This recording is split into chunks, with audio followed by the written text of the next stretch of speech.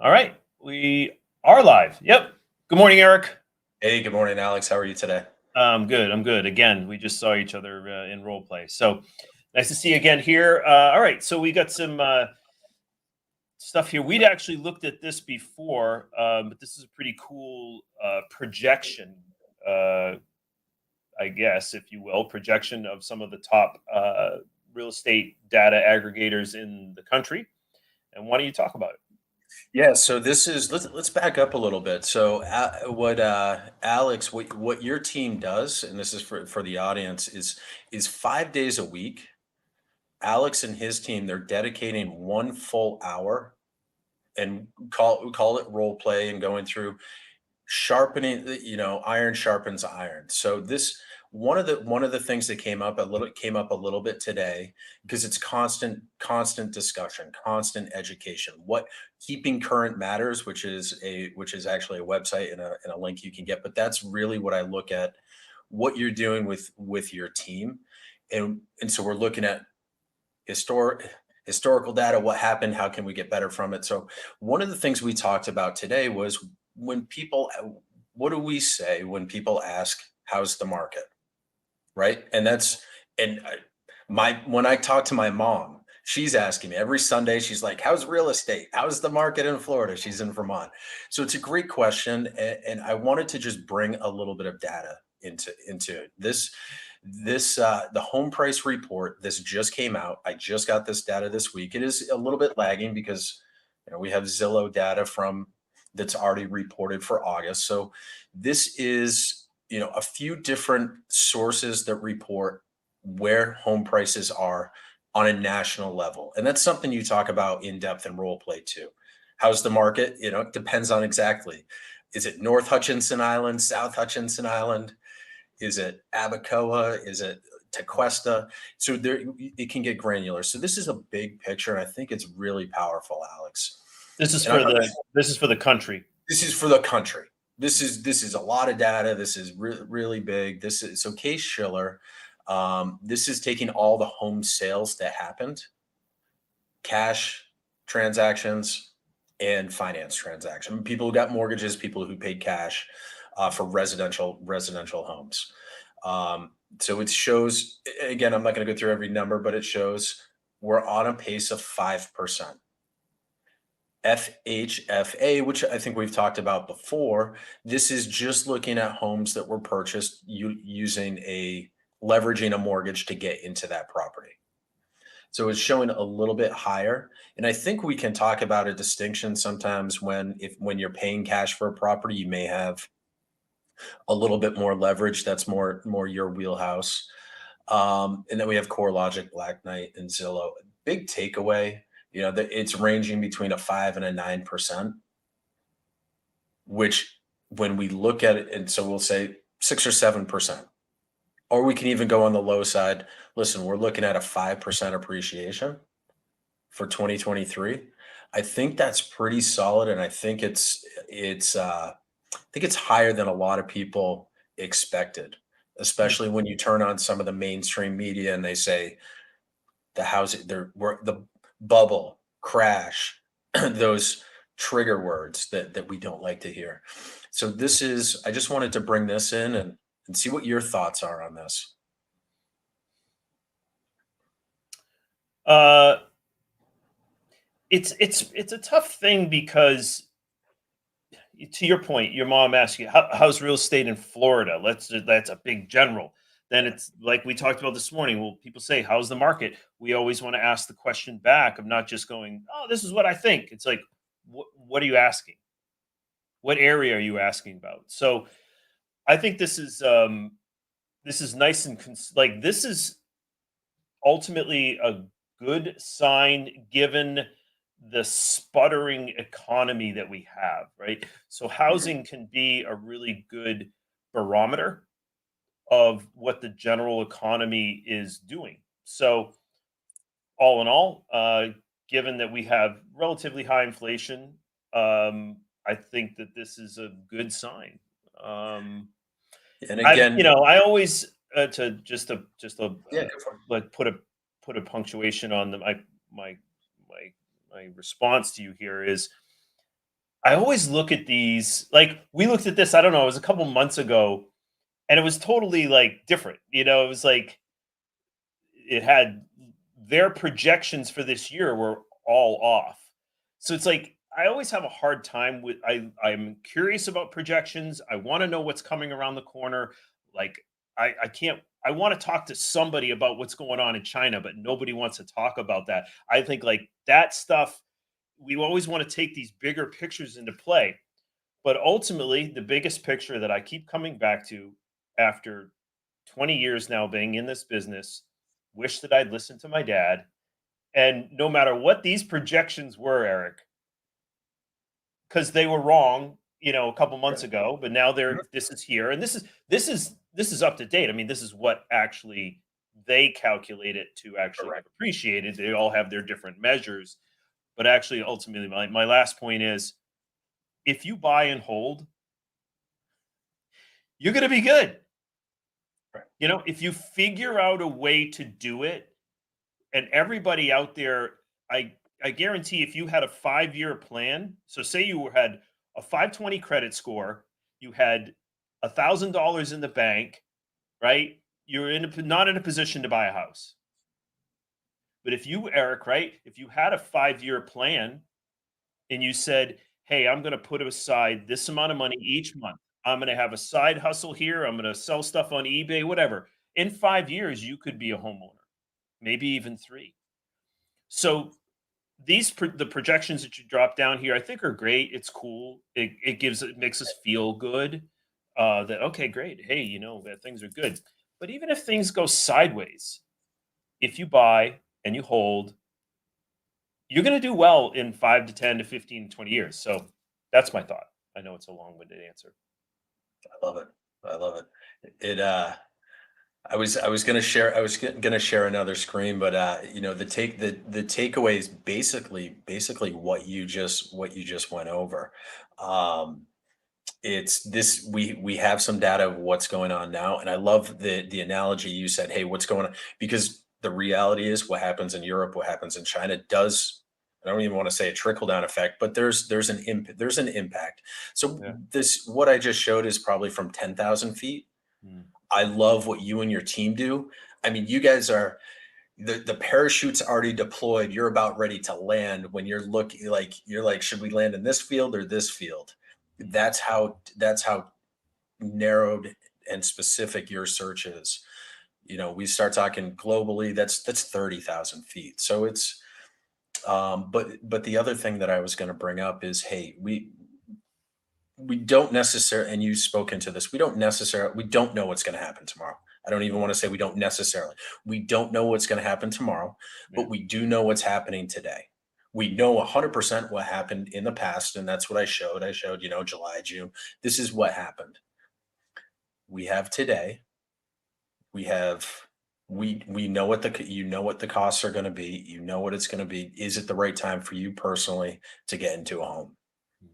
and capitalize, like you articulated, Alex, that long term? If you're going to hold this, number one, we all need a place to live. We need a roof over. We need a roof over our house. A roof, yeah, a roof over our heads. And it's such a great investment. Helps to So have a roof over our house too. yeah, yes, that's we that's important as well. Yes. Um, Yeah, I mean, I think it's great. I think it's great to see the appreciation, and they all are kind of on the same page with it. So we'll see as the days come ahead. I wanted to show you some. So you talked about. I think it's a decent segue into. Yeah, let's hear it. Um, I was kind of curious because I did this the other day, so I thought maybe I'll pull this in here for this market here. But what's starting to become so everything's relative, right? We have people moving from California, we have people doing selling their big homes, downsizing to Florida. I was just watching, I'm running some looking at like for instance the last market update that I did, it was like 23% of sales were cash, right? So where's that Mhm. cash coming from? And when it is from California or some of these other areas, maybe somebody's owned to your. to our point here, Eric, they've owned the house for 20, 30, 40 years, and then they sell the house for, $700,000 or $1.5 million from Connecticut or whatever. And they come here to Florida, things look a little more affordable. So Mhm. what my ultimate point here is, and long-winded as I can tend to be, is under $1 million is starting to be affordable. It used to be in Florida, we used to see $200,000 houses. It was like, it, you know, that was more affordable. It's like a $400,000 house is entry level in some areas, depending on where you go. So what I wanted to do was show you under $1 million, because the people coming from California are like, oh, under a million, that's a bargain. Like buying the house that they're buying in San Diego or any of these other areas, especially in Southern California, a 2-bedroom, 1 bath is $700,000. Now, if you're turning around and selling that, and you come to Florida, and maybe you want to save half of it, put it into IRA or whatever, and you want to take the other money and put it down on a house, $1 million mortgage with $350,000 down, or even if you come in here cashed up, under $1 million is starting to look affordable. That's still ultimately my point. So what this is all of Beach's MLS. These are residential single family homes, not condos, Yep. and I just did under $1 million. So what in all of those MLSs put together, single family homes under $1 million. So I think enough people have seen, like, this is the trend. It's starting, as each month goes by, it's starting to be it's not looking. There was this huge ascension because we had a couple months here back in here. It went up like this. So again, we hit our top in November. December, it really started to drop. Those single family homes under $1 million really started to drop. That's the season of where people from California or Chicago or Canada or Vancouver or whatever, and they want to come to Florida. They come in here in November, December, January. And so you have that many more people in here that start to gobble up that inventory, if you will.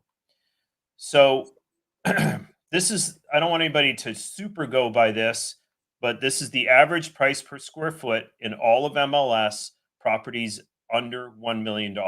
Right now, we're average of 305, and that's gone up from 291 in March. So, Eric, there's our subtle appreciation. There's our about 6%, right? Yep. Pretty close. And then now what this I want people to see is this is the average or the original list price to sale price. So back in June of last year, if you put a property on the market for under $1 million, you were getting about 99% of the asking price on average. That dropped as the inventory went up, and then it started to catch in January, February, and then that slowly started to go up, and we're about 96%. That's incredible, by the That's way. phenomenal. Yep. Under $1 million, people are getting on average 96% of their asking price. Just let that sink in. Like, under $1 million, people are getting on average 96% of their original listing price to sale price. That's pretty staggering, actually. And can I add a little star Please. on there too? Yeah, man. Because there are a lot of people that at least I've seen in my experience that will say, "Hey, my house is going to sell. We know the right price is say $1 million. I'm going to try it for a week or two at 1.2. I want to see if anybody bites." So what you're talking about is from that original price. Correct. And we have some people that test the market a little bit, and then they come back to Alex and they say, "Alex, you are 100% spot on. Let's sell it for $1 million." So that's important to know. But 96, Yeah. that's incredible. Yeah, I like how you brought that up, the original listing price. And that is there can be a there is a tendency, not can. There is a tendency for folks to overprice their properties. And it's a mentality. It's, hey, we want to price it here and people can offer. Well, we try to come from a place of price it properly, and this last graph will show you that you're going to get people in that house. There's Mhm. 2.3 months of inventory under $1 million for their asking price. You're going to get eyes on that property. If you are priced properly under $1 million, you're in a seller's market, period. So don't overprice it. Use this bit of the market to potentially create multiple offers, or getting more people into the house, because you may not get exactly the price that you want, but you might get, you because you had multiple people in there and you didn't push them away by being $200,000 overpriced. You might get that buyer in there that's willing to work with you on your closing terms, timeline, Right. lease back, all these other things, because you might be in this house of, where am I going to go? Right? It's easier to sell. We've talked about this a lot. It can be a little more challenging to buy. So how do we position that? So you want to have as many people in your house. This is quasi part of my listing presentation. But anyways, it's pretty interesting numbers, right, Eric? I mean, under $1 million in all of MLS is only 2.3 months of inventory. I I took notes personally. I took notes, and this is definitely because last week we looked at just condos. I don't say Right. just we looked at condos last week, and it was, I want to say it was like three. It was in the mid threes. Yeah. But again, this is, I mean, this is powerful knowledge to know. Yeah. Yeah. I mean, that's a very healthy seller's market. I mean, even three something, because again, it's between 3 and 6 is neutral. So 4.5 would be absolutely middle ground. That condo analysis we did last week, under $1 million, was like 3.4 months of inventory. You're still closer, much closer to a seller's market than you are a buyer's market, even in that condo situation. But this right here is solidly within a seller's market. Now, I think you alluded to a little bit earlier, Eric. This is a total. This is all of it put together. We, when people ask us how the market is, we wouldn't say, "Oh, well, there's only 2.3 months of inventory." It's like you could say, "Well, I was watching Alex and Eric the other day," or there's 2.3 months of inventory under $1 million. Again, if we're looking at Port St. Lucie, under a certain amount or over a certain amount, Palm Beach in certain areas, over a certain amount, middle ground. It just depends. You really have to get an agent that understands where you are when you ask, how's the market doing? If you're sitting in a listing appointment, you're really asking about your area. You don't, because what matters to you is, what is the inventory in this market? Or they might not even be thinking that that's the question that they're asking. Does that make sense? 100%. It's, we're not going to compare a condo in Miami to a single family house in Port St. Lucie. They're totally two totally different animals. Right. And I think that, sometimes and I used to do it for years and years and years. We didn't start using this right here, Eric. I would just go over with a market analysis, which was helpful. Obviously, I Yeah. sold a lot of properties with just market analysis, and did well for folks. This adds another layer of understanding for that seller, where they stand.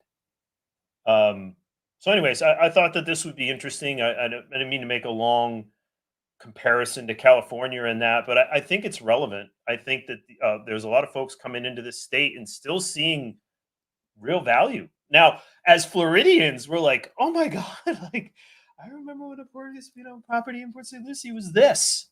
It's like, it's that. It's hard to readjust to that new normal. But the people coming in from out of state, that these are bargains to some of them. Yeah, and I think you brought something in, again, back to the question, how's the market? And I've heard people say, the word crazy. I don't think it's crazy. I think, honestly, I think it's complex. And I Mhm. think you just identified, listen, it's complex, but with the right motivation, if you're motivated to buy or sell, you have like the right whys, Mhm. and with the right tools, there's a ton of solutions. There's solutions out there. And and with, as things get more complex, Mm. the outside of the box, there's the solutions become, I don't want to say complex solutions, but there's more moving parts, like Mm. you identified with when you're pricing, if you're looking to list a home, it may not be that the bottom line number that's most important. Yes, it's important, but hey, we may need to either move in 2 weeks because of a job, or we may need to stay here for an extra month and a half. So we need, what you said, a lease. But there's a ton of different scenarios, and again, that gets into the complexity um, of it. But again, there's a solution. I truly believe there's a solution for everything. There is. And I love that you brought up the right tools, the right people, a plan, a strategy. Um, these are all things that we like to discuss when we sit down for that exploratory conversation on if we're the right fit to help people buy or sell. And that, I love what you brought up in the beginning. That's what role play is about. It's like we're trying to figure out how to ask you folks the right questions, to help you solve the problems. And Eric brought it up. Sometimes the problems are a little complex. Yet that's why you get with a professional. Like if you wanted to go and get a divorce, or you wanted to go and start a company or whatever, you would get an accountant or an attorney to help you navigate the complexity of that endeavor. And that's what we're offering here. We're trying to just show you some of the stuff that we have a good market awareness, and we have the tools to help you make good, educated decisions in this. Um, yeah, it can be complex. It can, but it can also be very simple. You're in a Correct. seller's market. Here's what you should price your property at to get multiple offers, and to get, which I love you made that last point about, hey, maybe you need to do a lease back, or maybe you want to, you know, whatever it is that your scenario is. We could dive into a number of different scenarios, but Yeah. anyhow, pal, I think this is good. Thank you very Great much for stuff. bringing those projections. It'd be interesting to look back, right? Like, because we have ideas about things, and I love what you said, man. Like, tomorrow's not guaranteed. Nobody has any idea. But ultimately, looking back over these 20 years, 30 years, 40 years, 50 years, 60 years, I'm starting to drive around, Eric, and I feel like my grandfather driving through Plymouth, Massachusetts. And he used to, oh, I remember when this was all fields. You know what I mean? Like, I'm like, man, I'm becoming that. And I'm like, where am I driving through right now? Because you drive down US 1 through Stewart and even down into Pont, it's like, oh my God, I didn't even know that was commercial land. I mean, I had a thought it was. There was so much development. And I wonder, about sleepy little towns like Hope Sound. Anybody that's from down south watching this, but we got these areas that are really sleepy that, like, looks like time forgot them in a way. And now I'm driving by America and I'm like, is this going to look like Fort Lauderdale in 20 or 30 years? I don't 30, know, 50 man. years. Yeah. Yeah. Yeah, it's pretty interesting because we have to look back and say, well, I remember when my grandfather said that about, this, and it changed. Like, the population's growing. So anyhow, super side note there, but thank you. Thanks for your time, buddy. This was, let me see if I can stop screen share. There we go. Good one here. We got a couple of hearts up there. So hopefully we delivered some value. I know I've gotten some feedback from folks that watch this after and say they gleaned some value from it. So that's all we want to do here. That's the only goal. Yeah, man. That's the only goal. Alex, thank you very much for your time. Have a great day, bro. How do I?